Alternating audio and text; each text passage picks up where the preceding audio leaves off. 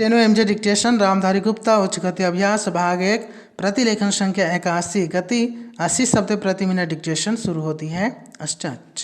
महोदय, राष्ट्रपति ने अपने भाषण में राजभाषा आयोग की रिपोर्ट के संबंध में कहा है कि हम सदस्यों की राय लेकर भाषा संबंधी कोई नीति घोषित करेंगे। मैं समझता हूँ कि भाषा का प्रश्न इतना जटिल नहीं था जितना कि उसको बना दिया गया है। इस जटिलता को लाने में जहाँ उन लोगों का हाथ है जो सरकार में नहीं है, वहाँ इसमें भारत सरकार की भी बड़ी जिम्मेदारी है।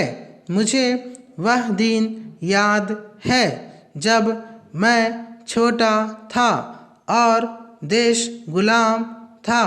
उस वक्त महात्मा गांधी हिंदी के संबंध में चर्चा करते थे और उनकी कृपा के फलस्वरूप और उनके प्रयास के फलस्वरूप सभी प्रांतों में हिंदी की सभाएं खोली गई और वहाँ हिंदी का प्रचार किया गया। उस समय हम अंग्रेज़ों के गुलाम थे और अंग्रेज़ों ने ही हमारी राजभाषा आयोग घोषित कर रखी थी। तब हम अंग्रेजी से दूर थे और हिंदी के निकट थे, लेकिन आज जब हमारी अपनी सरकार है, अपना शासन है, हम हिंदी से दूर होते चले जा रहे हैं। एक समय था जब देश में हिंदी के संबंध में एक मत था।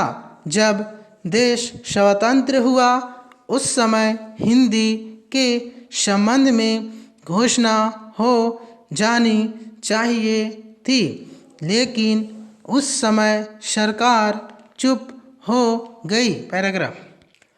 अब जो देर हो रही है इससे भाषा संबंधी समस्याएं बढ़ती जा रही है। मैं नम्रता के साथ सदन के सदस्यों के सम्मुख यह निवेदन करना चाहूँगा कि कितनी विचित्र स्थिति है कि आज हमको अंग्रेजी भाषा का मोह पैदा हो रहा है। आज हिंदी देश की मुख्य भाषा है, इसमें कोई दो मत नहीं हो सकते। यह सबसे अधिक बोली जाने वाली भाषा है। आज इसका विरोध बढ़ता जा रहा है।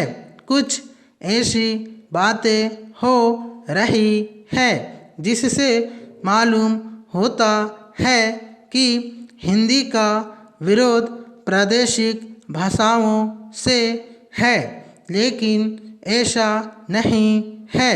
सच पूछा जाए तो बात यह है कि अंग्रेजी भाषा के स्थान पर हिंदी को लागू करने का प्रश्न है।